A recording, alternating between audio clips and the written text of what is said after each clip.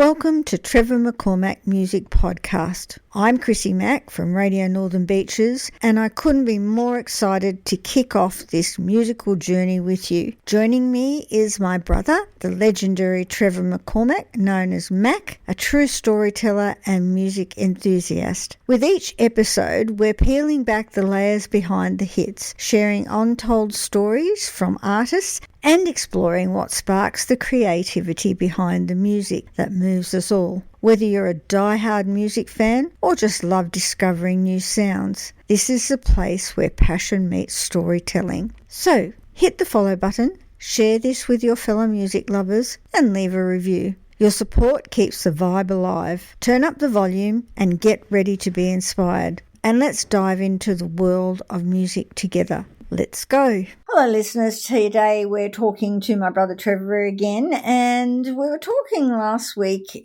because he couldn't join us, about the data threshold and how the scouts are no longer scouting out good music and it's all about algorithms. How you doing today, Trev? Hey, how are you? I'm good. I'm very good.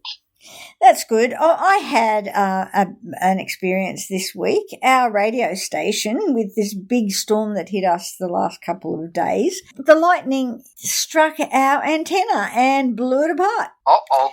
So we're live streaming to everybody still. So if you're listening to us and you can't get us on FM, go over to the rnb.org.au and listen to us live from our website, because our antenna has been blown apart and hopefully it'll be back up and running soon. So that's my excitement for this week. How were the storms up your way? We had horrendous storms down here over the last few days. Where we are, it's a little bit of rain on and off. It's been nice. It's just greened everything up because it was pretty dry. We just had a lot of wind, which dries out sandy areas. But no, all good here. Further up north there. They're really copping it bad. Well, you're lucky, because as I said, we really copped. The lightning was incredible. The thunder was low and long and rumbly and, yeah, pretty dramatic. But anyway, so our radio station's off here for a little bit, but on FM only. Okay, let's talk a little bit about not being scouted anymore and not expecting to see scouts in your audience, and how algorithms have taken over. Now, you remember a while back, I approached a company asking them to assist us because we weren't having a lot of we didn't have the skills to do the algorithms and the marketing, etc. on the internet. And remember, I came back and said to you, they liked your music. However, they wouldn't touch you until you had 1,000 followers. That's right, yes. How did you feel when I told you that? Oh, that's just basically, it's well, okay. If you're not technical or into the videos and all that sort of thing, too bad, so sad. And then you've got to employ people to do it for you. It is a lot of time and energy. And when, in my situation, 4 kids, wife, got to work, only one working, and the time, I don't know where you find the time. Even now, I'm single, but I work a lot of hours, and it's basically you've got to give up one to do the other. And as much as I love the music and I want to do the music, you got to pay the bills. That's right. And COVID didn't help either. The people in different places in the world were film clipping each other singing and playing, and they were doing stuff that way, which I thought was fantastic, like very clever. But then again, same thing. You have to know the technology. You have to have the time to sit down and learn it, how to use it. But that was only very few, and even so, they didn't make much money out of it. So no. Those that couldn't do that, again, if you didn't know the algorithms, you didn't know how to do this. So essentially, you have to become a marketeer, a video editor, a data analyst, and you're not allowed to be a full-time musician if you have to do that sort of stuff. And then, as I said in the podcast, you do all the work, you get up there, and then they want to profit off you. Yeah, that's basically how I've been treated, actually. Exactly. And then recently there was an interview that one of my colleagues did about the industry and how this fellow was taking on all musicians. And you contacted them, and what did they tell you? I did, and I was told exactly the same thing. Basically, he didn't say you were nobody, but it was put across as, well, you've got to do all that work. Basically, you've got to get right up there, and then we will put you on mainstream radio. But until you're somebody big and doing a lot, which I'd have to give up my job, give up everything, probably sell my house, and just go on the road and play music, I won't get anywhere. Yeah. And that's cruel. And to tell you the truth, it's just damn lazy, because these companies are no longer doing what they should be doing. They just want to benefit off anybody that's actually, got out there and beaten the algorithms. Yeah, so I suppose picking the up-and-coming big artists on the touring of your festivals and things like that, who are right up in there, and anyone was a big name, as I think they mentioned, and saying, come back, like, we know you're a big name, you got songs, you got this, that, let's see what we can do. So they've got a name that everyone knows. And how many really good musicians do you suppose that we're missing out on right now because of this stupidity? Oh, look, I hear a lot of people, because I go to different shows in different places, just little shows in RSLs or Sandstone Hotel. You get artists come through there and you think, oh, wow, there's your next Ed Sheeran, there's your next, bloke who's just sitting there doing a Sunday afternoon session at a nice pub or a restaurant. There is a lot of talent out there. That's why they have these TV shows. But I even look at the TV shows. When they win these competitions, where are they? Where are all these people who've won these talent shows and quests? Where have they gone? What? But as I said in the podcast, it's a set menu as such. You have to do as they say. If you use one of your songs, they pretty well own it. If you go on tour, you've got to sign a contract that signs away, a certain amount of money over X amount of years. And there's no authenticity. They don't allow them to be, they don't say, come on to the show, you're a band, give us, your best shots, your best songs. They dictate what they sing, they dictate what they dress, and that's the reason why you didn't end up going into it, because you wanted to keep your authenticity. That's right. And when I did that was years ago, I think it was Australia's Got Talent I went on.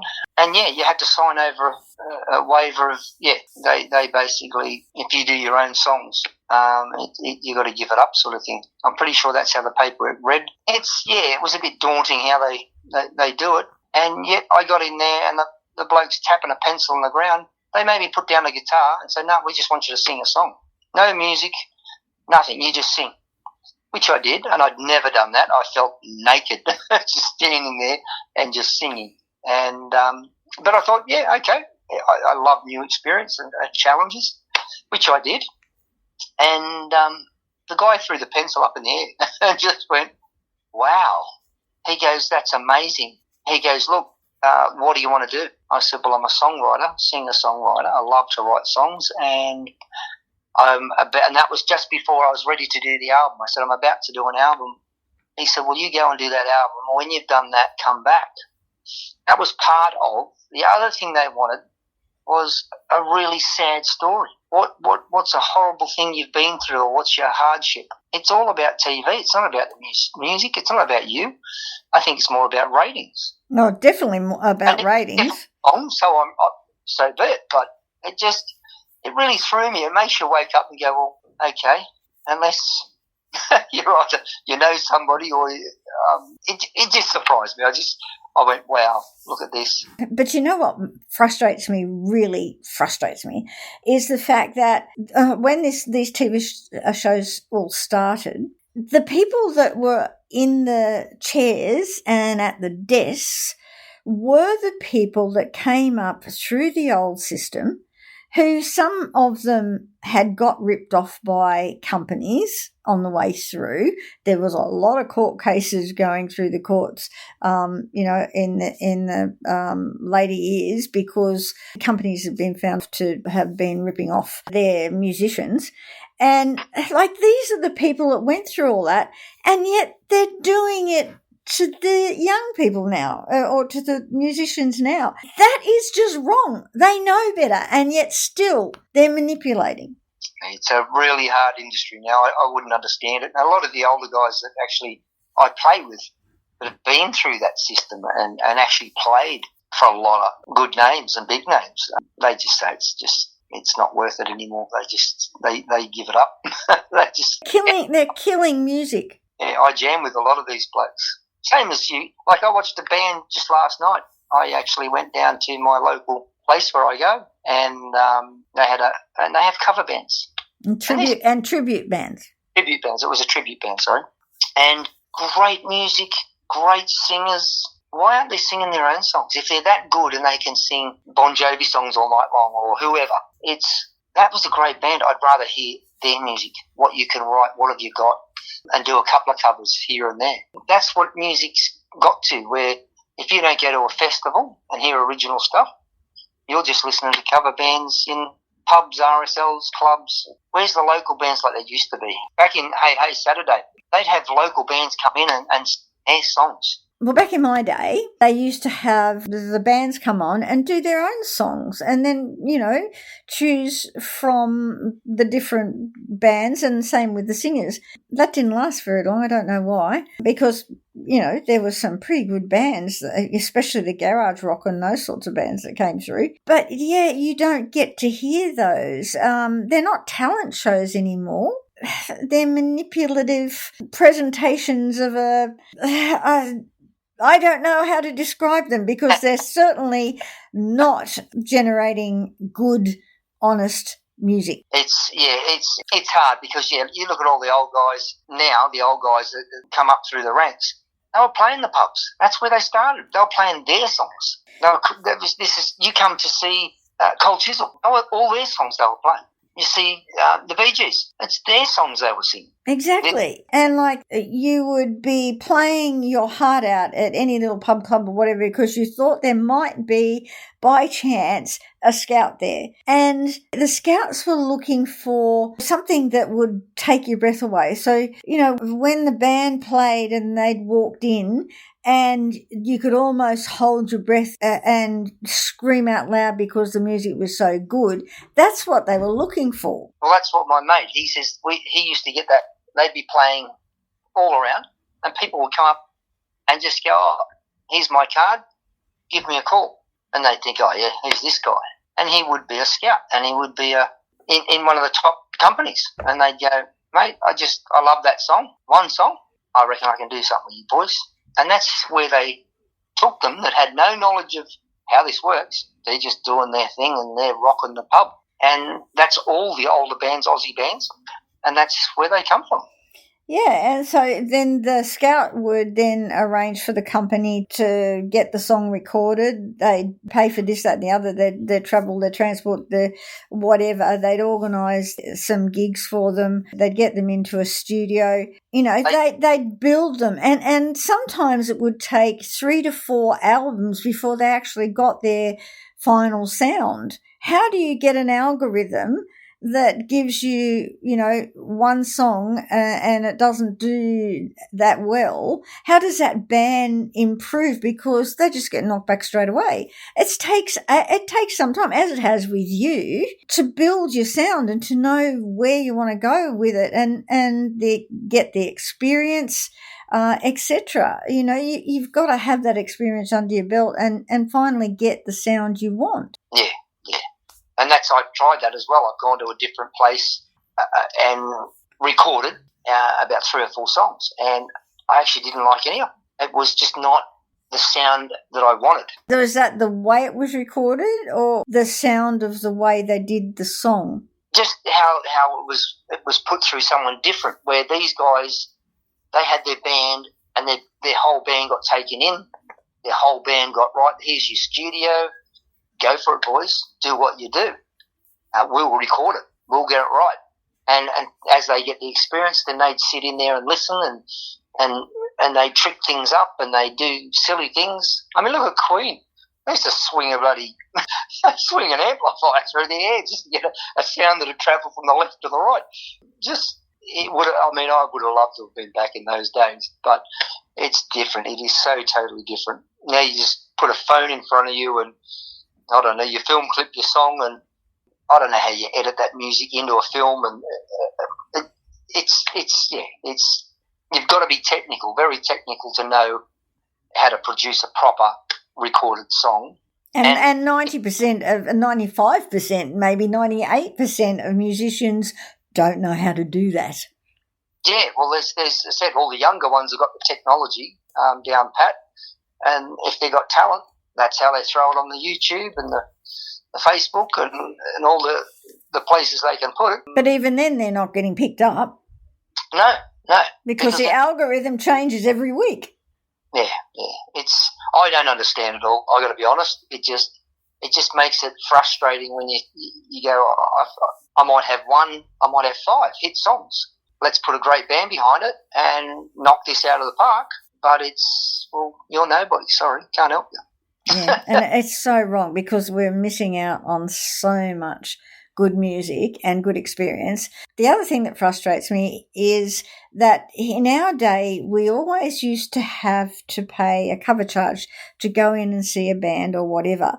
But for so long now, you can walk into these breweries and pubs and clubs. There's no cover charge. These kids have had it for free for so long. And so now it's an expectation that music is free. Yeah. And the musicians shouldn't get any money for it, which is just wrong because these musicians, as you know, work bloody hard, whether they're part-time or full-time, and they deserve to get paid for their music. That's right. When I first put my album out, I used to get good money for my songs and album. Now, and I'm talking dollars, like $25 for an album on Spotify or iTunes, or I think it was iTunes back then. And that was good. And I get the royalties because I wrote the songs, I produced the songs, I put out a CD. I don't even see a royalty at the minute. No, because Spotify and all those other different platforms are paying absolutely nothing anymore. They don't pay me. Where's the money go? Yeah, they take it all. My music all the time. People are downloading my music all the time. Where's my cut? I paid to put it on there, and I get no return. Where is all that? Yeah, it's just so wrong that you get ripped off in a different manner these days as to the old days. I think I saw something a while ago, a royalty or whatever. It's like it was a couple of cents, and I'm like, it was $4 if I recall. Yeah, it's like, well, how's that? For all the music that has gone through, $4. Yeah, yeah, it's just wrong. But anyway. Well, that's our gripe for this week because, the industry is just upside down and back to front. It really is. And the people that are running it should know better because they were in the era where, they worked flat out and damned hard to get where they got with not as much reward as they should have got. Yeah. As I said, it's a whole different industry now. You have to put your life into that. So from a young age right through, you've just got to push music, and hopefully you get ahead. And if you don't, well, you're way behind. Yeah, and they're like, music's increasingly being written to fit the 15-second TikTok, and for viral moments. And that's not music. Music is a bloke sitting in the garage with a bunch of fellas and girls creating their songs, then taking it out to the pubs and the clubs and banging it out and not singing covers. But covers are done. That's someone's song. Well, the covers and the tributes have a lot to do with the pubs and clubs, and that's all they really want. They don't want to risk the new music or the young fella that's got a guitar. And they don't want to sing songs. They want to sing the old stuff. I get that. I love singing the old stuff. But that's where it'll come from.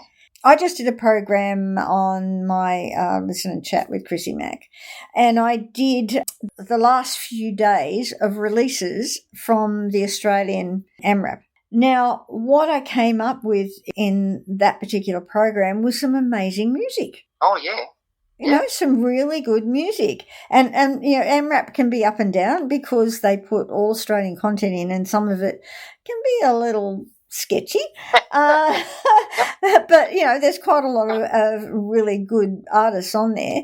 And the one section I love to go into is the garage rock. I love to go and stick my nose into what's happening with garage rock because there's some really good little bands finally starting to put some stuff up on AMRAP, and hopefully they're getting out and playing around the tracks, because some of them have got a good sound, and if they develop it, it could become quite amazing. Well, that's what happens. You grow. The lead guitarist might be learning how to play lead. The bass player's learning how to play bass. The drummer's just winging it. He's just like, I just want to beat these drums.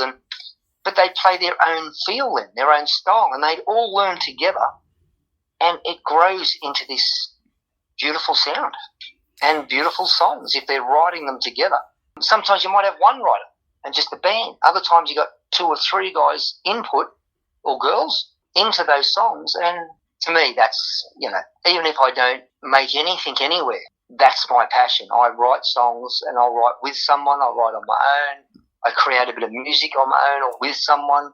It's every time I walk into a room of a couple of musicians, of my guys, say, or even a new friend, and say, listen to this, I wrote this song. Oh, let's do that, they say. Let's play that. So that tells you it's good enough to go out there. I've got a book pile of songs, as you know, that people just love. Like, I take them out and test them. I test them on my own, on an acoustic guitar. I test them with a band. I throw them into the band that they've never played it. I go, right, boys, we're going to try a new song today. And I'll be standing on a stage. Let's see how this goes. And they love it. They go, oh, Trev, take it away. I'll start playing. Drummer comes in, bass comes in, lead guitarist just creates his riffs. We do that live. That's what the old bands used to do. And then you get the audience gets the feel for it. Yeah. And you understand how it's reacting with an audience. Yeah, like the Jimmy Barneses, all those guys, just one to say for a name. That's what they did.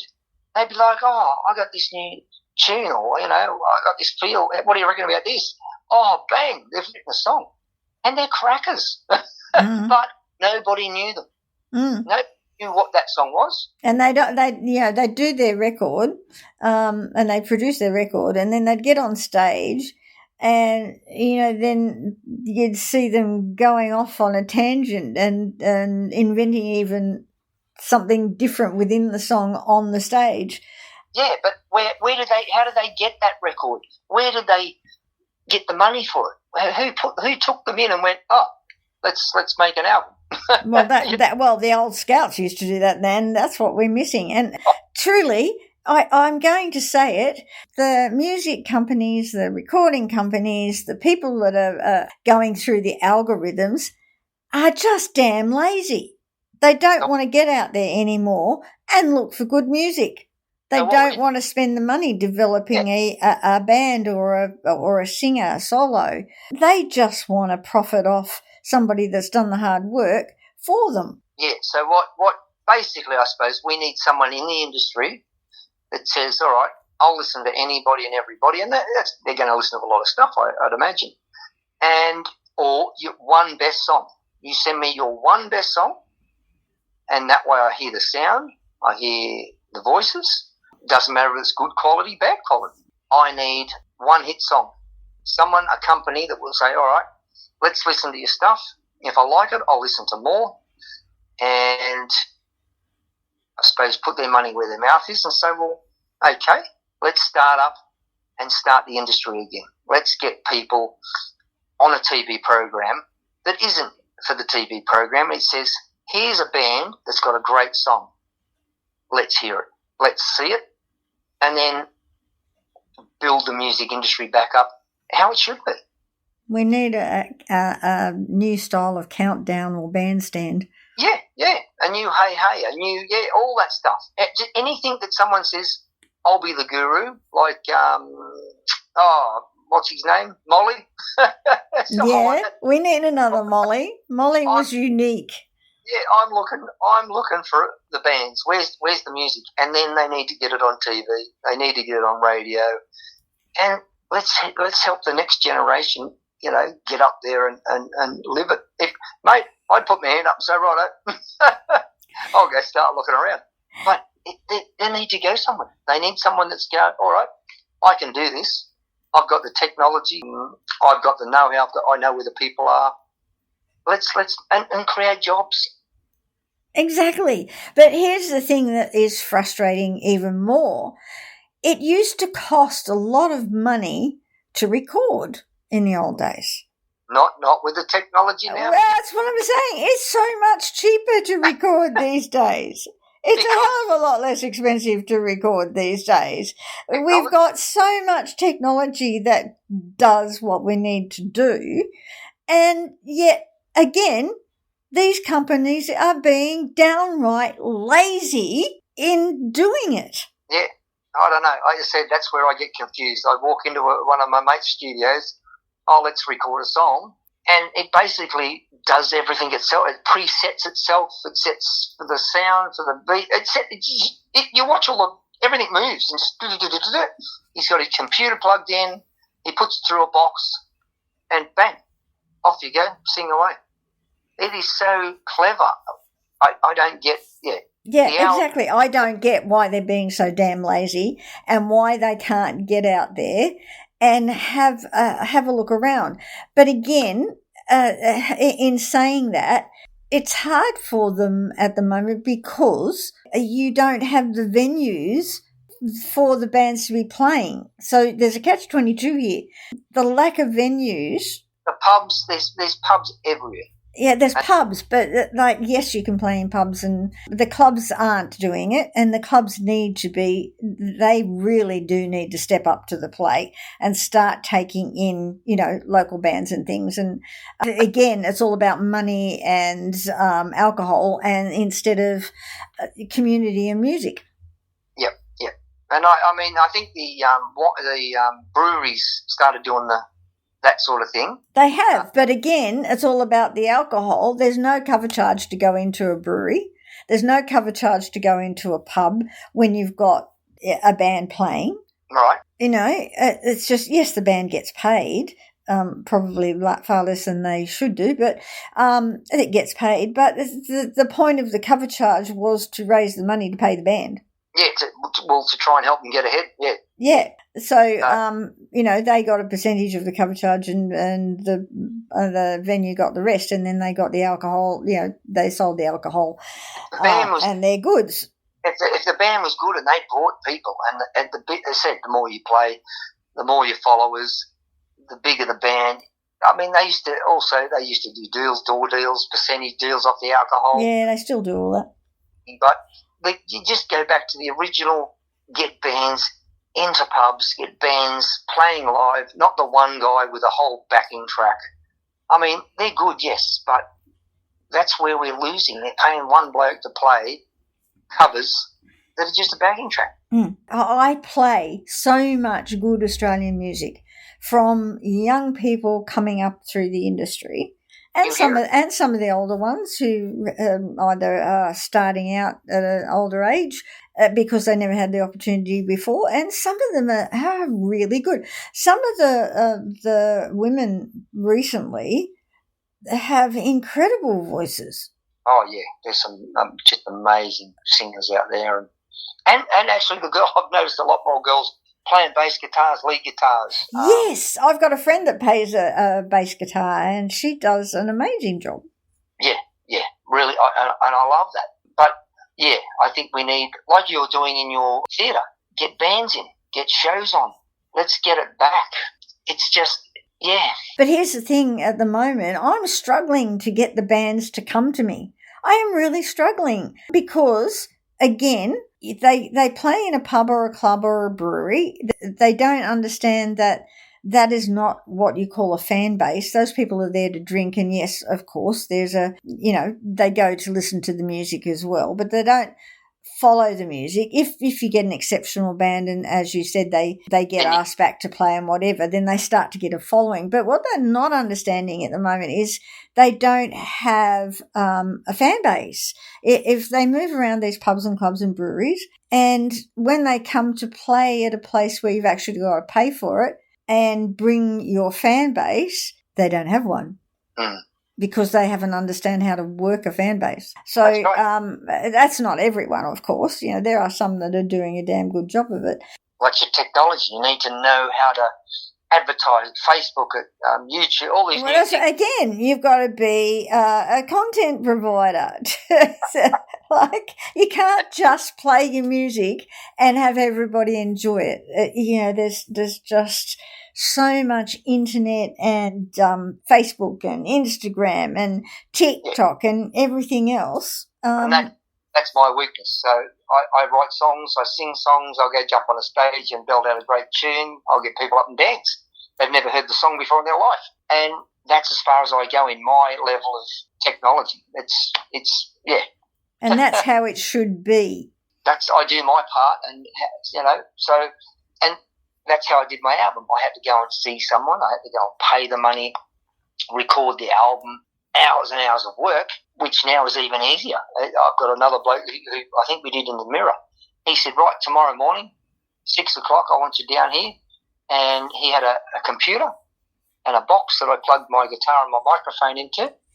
He actually nicked his mother's camera and he film clipped just while he was recording.